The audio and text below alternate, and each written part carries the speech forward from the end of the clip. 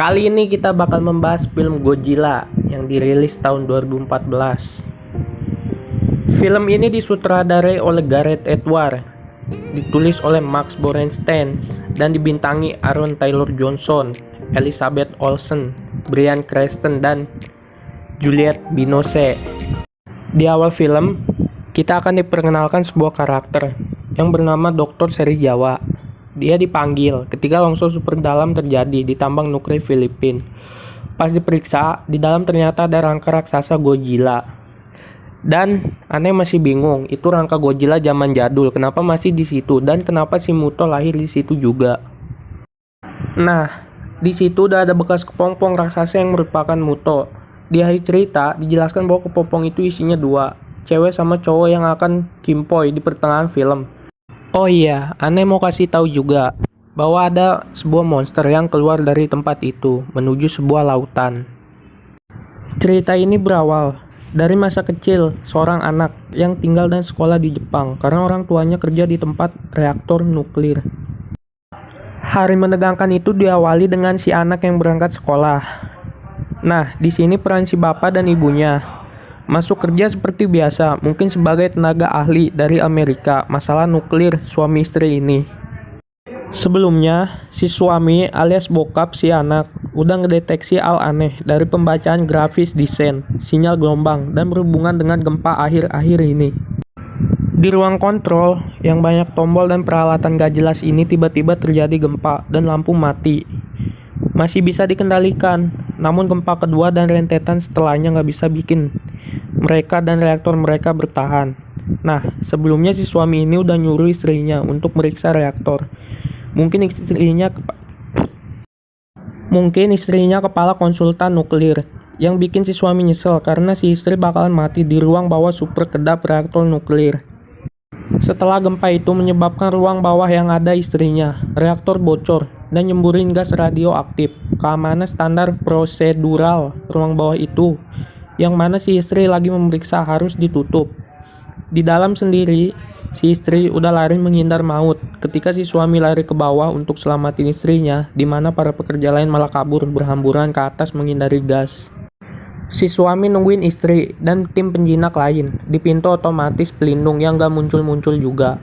Tombol otomatis yang ada udah dibikin manual biar gak nutup sekarang. Karena istrinya masih di dalam, tapi ya seperti yang ente tahu istrinya gagal diselamatin dan ini bikin dia bersumpah akan mencari tahu bahwa gempa itu bukan karena bencana alam biasa, tapi karena kerjaan hal lain yang lebih besar yang ternyata karena Muto yang baru lahir di Filipina dan butuh makan radiasi dan akhirnya mengendus makanannya di reaktor nuklir Jepang. Makanan Muto adalah radiasi nuklir, bukan orang atau daging atau bayam dan kangkung. Dalam beberapa adegan dia telan mentah-mentah tabung nuklir, entah bom atau rudal yang belum aktif tapi di dalamnya ada nuklirnya. Cerita berakhir dan langsung loncat ke 15 tahun kemudian. Si anak kecil udah jadi tentara urusan spesialis penjinak bom. Pas banget ceritanya. Soalnya di akhir bakalan ada hubungan penting mengenai bom ultra gede yang bakal meledak. Dia pun menjalani hari biasa dengan istrinya sampai bokapnya nelpon. Nah, perlu diketahui si anak ini namanya Ford. Udah ngelupain alias pasrah. Yang berlalu biarlah berlalu. Nyokapnya udah wafat yang dia terima dengan dewasa. Sementara bokapnya masih terus menyelidikin tentang detail kenapa ini bisa terjadi. Mungkin karena istrinya meninggal juga. Nah, si bokap namanya Joe. Dia masuk ke daerah karantina radioaktif yang sejak 15 tahun lalu sama pemerintah Jepang udah ditutup karena alasan bahaya radiasi. Si bokap udah tahu ada yang ditutup-tutupin. Nah, si bokap ngajak si Ford, anaknya ngikut ke kota terlarang itu. Tapi si anak bilang, "Beh, udahlah, ini semua udah terjadi, biar nyokap tenang di sana. Nggak usah babe jadi repot dan gila begini. Neliti gila-gilaan, karena nggak bakal ada orang yang percaya dan peduli." Bisa dibilang si anak udah skeptik dan nerimalah bahasa Jawanya. Nerimo aja. Tapi setelah dialog yang meyakinkan, si Ford ngikut dan berhasil masuk. Nah, di dalam ada anjing-anjing berkeliaran seperti biasa yang ternyata benar. Di dalam gak ada radiasi nuklir sama sekali. Dia bawa pemindai radiasi dan ternyata gak ada alias nol. Akhirnya dia lepas masker nuklir dan dia tidak apa-apa alias pemerintah berbohong. Misi dia ngambil disket di rumah yang ada data 15 tahun yang lalu. Nah, anehnya pas ngumpet-ngumpet gitu ada helikopter yang lewat. yang menunjukkan ada kegiatan rahasia pemerintahan di sini. Setelah berkeliling, tentara patroli datang dan mereka ditangkap. Mereka berdua pun dibawa ke instalasi militer yang dibangun di atas bekas reaktor yang dulu. Ternyata ketua penelitinya adalah Dr. Seri Jawa yang dulu. Dan dia masih belum menemukan beberapa teori yang udah lama dia bingungkan, sementara si bokap jagoan udah banyak tahu mengenai hal itu. Si bokap marah-marah di ruang interogasi, karena dia nggak mau jelasin ke orang yang gak kompeten. Yang interogasi cuma semacam penerjemah, tapi nggak paham masalah ilmu ilmiah, jadi dia males ngomong. Sampai akhirnya si dokter Seri Jawa datang dan lihat dia ngomong sambil marah-marah sekilas mengenai kenapa lampu yang bukan karena generator listrik, tapi karena gelombang elektromagnetik yang disebabkan monster Muto, Akai Kaiju kalau dalam bahasa film Pacific Rim. Nah, baru di sini dijelasin mengenai monster Muto. Intinya, Muto muncul karena reaksi radiasi nuklir.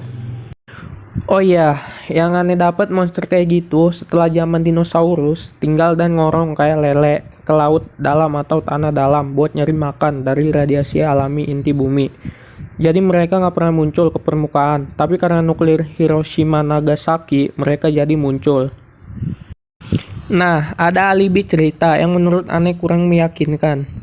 Jadi si dokter Seri Jawa di instalasi militer itu memberi makan si Muto dengan radiasi di bekas reaktor itu. Alasannya karena kalau diledakin, si Muto ini pakai nuklir bakalan hancur seluruh kota termasuk penduduknya yang nggak berdosa. Bener juga sih kalau dipikir mau mindahin Muto yang segede gaban itu udah nancep di bawah, alias nyarang di bawah. Kalau nyuruh dia ke laut buat dinuklir juga susah. Satu-satunya cara yang bikin dokter pasrah adalah bikin si Muto PW di situ dengan dikasih makan biar dia kagak kemana-mana. Tapi si Muto malah tambah gede dan kabur. Nah, dari sini udah mulai operasi militer. Ingat yang aneh ceritain di awal, kalau si Muto jantan ada di Amerika, tempat limbah nuklir. Jadi mereka selama ini bersaut-sautan gelombang gak jelas yang dipelajari bokap dulu. Adalah saut-sautan dua monster raksasa ini. Ada dialog begini, si betina nunggu si jantan dewasa. Bisa jadi flashback ke awal lagi. Telur-telur kepompong mungkin dihancurin sama pekerja tambang, tapi ada satu yang dibawa sama orang Amerika, yang jadi anak jantan. Wah, kalau gini anak kawin sama emaknya dong. Intinya, gelombang ini terpecahkan misterinya. Sebagai panggilan kawin kayak kucing, si betina udah nyebrang ke Amerika, tempat dia mau kimpoi dan bertelur. Si jantan ternyata punya sayap. Parah banget, segede gaban gitu bisa terbang. Militer udah coba nyerang, cuma ya itu si Muto punya kemampuan elektromagnet, dimana dengan mengentakkan kakinya, semua listrik sinyal gadget pada mati, termasuk pesawat terbang dan rudal digital. Jadi nggak bisa buat nyerang si Muto ini. Dan kejadian yang ngeri adalah pas si Muto nyebrang, dia nyerang kapal selam buat ngambil nuklir sebagai sumber makanannya. Yang epic adalah kapal selam ditaruh di atas perbukitan kota Los Angeles. Akhirnya si jantan dan betina ketemu dan mereka kimpoi. Nggak digambarin gimana kimpoinya. Tahu-tahu si betina udah hamil dengan telur di dalam perutnya. Betina dan jantan mulai datang ke kota dan secara nggak sengaja ngancurin kota. Nggak sengaja karena monster-monster ini baik. Muto dan Godzilla, mereka tidak peduli dengan keberadaan manusia. Mereka nggak makan manusia juga intinya. Manusia kayak benda mati di mata mereka. Yang mereka ingin cuma makan radiasi, kemudian enak-enakan kimpoi, dan bertelur sampai 100 telur, dan beranak pinak, jadi bumi bakal diisi kaiju segede gaban sebanyak itu. Militer Amerika punya rencana narik perhatian si kaiju dengan nuklir, si makanan lezat. Namun pada saat yang sama, pengen diledakin tapi gagal, keburu diambil, dan dijadiin protein tambahan buat telur-telur mereka yang udah ditanam di pusat kota. Jadi kaiju ini bikin sarang mirip ayam. Tengah kota diceker-ceker sampai dalam, terus dia bikin sarang dan naruh telurnya di situ.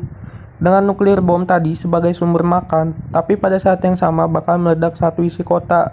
Aneh jadi absurd juga, kenapa begitu ya? Jadi tujuannya apa? Sebelumnya, seluruh warga negara udah diungsiin. Ada kekacauan di jembatan yang dihancurin Godzilla.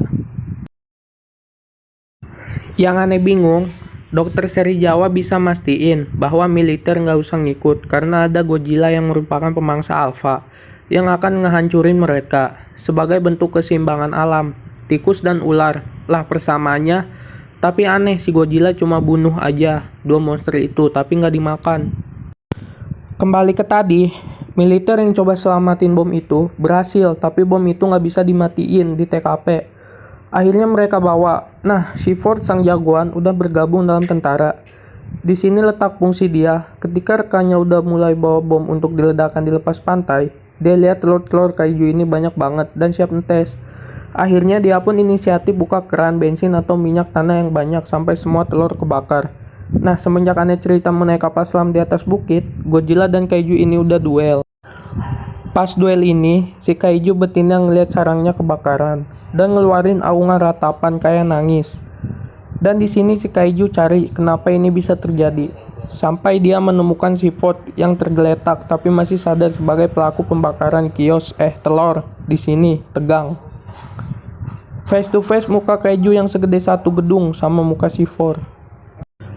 Pada saat itu, Godzilla udah kalah hajar sama si jantan kaiju. Cuma pas adegan face to face kaiju betina sama si Ford manusia, si Godzilla bangun dan dari buntutnya ngeluarin cahaya biru. Dari buntut terus ke punggung sampai ke kepala dan akhirnya buar, si Godzilla ngeluarin semburan atomik biru dari mulutnya. Abis itu, pertarungan antara Godzilla terus terjadi. Nah, nasib si Om Nuklir ini udah sampai kapal mau diledakin di laut sama tentara. Namun naas si kaiju betina ngedeteks dan ngejar. Di sini kawan-kawan tentara dimatiin sama kaiju dan si Ford jagoan yang udah kabur. Dia naik ke atas kapal yang masih belum take off karena keburu kegep sama kaiju. Nah, inilah adegan hero-nya si Ford. Udah nggak bisa ngapa-ngapain. Kapal udah dibikin mode otomatis pakai GPS ke tengah laut. Di sini kapal nggak bisa jalan terlalu kencang. Terjadi lagi adegan face to face muka kaiju yang gede, head to head sama muka si Ford sang jagoan di dek kapal. Pas mau beraksi, tuh si kaiju betina, sebelumnya si kaiju jantan udah dimatiin sama Godzilla dan Godzillanya ikutan ambruk juga. Tapi tahu-tahu pas adegan face to face tadi, si kaiju kena tampol sama Godzilla. Biasa, Hollywood pas adegan tanpa ada harap, tiba-tiba bantuan muncul. Si Godzilla nampol dan ngambil kepala si kaiju. Adegan ini mirip King Kong lawan T-Rex. Rahangnya mau dicopot. Cuma ini enggak, mulutnya kaiju dibuka dan langsung disemprot pakai semburan api biru atomik Godzilla. Alhasil langsung ambruk dan hancur tuh si kaiju. Godzilla kembali ke kota, mau balik tapi ambruk. Kayaknya mati deh. Besoknya setelah adegan bahagia, dimana si Ford ketemu istrinya lagi setelah kekacauan dan pengungsian itu juga orang lain yang bahagia. Ternyata si Godzilla yang ambruk itu semalaman dan udah ada burung pemangsa bangkai berseliweran. Si Godzilla bangkit lagi dan jalan keluar ke arah laut diikuti dengan tepuk tangan penduduk. Dia mulai nyelam dengan punggungnya yang penuh tanduk kayak desain Stegosaurus, tapi keren banget. Dan film pun selesai, akhirnya the end.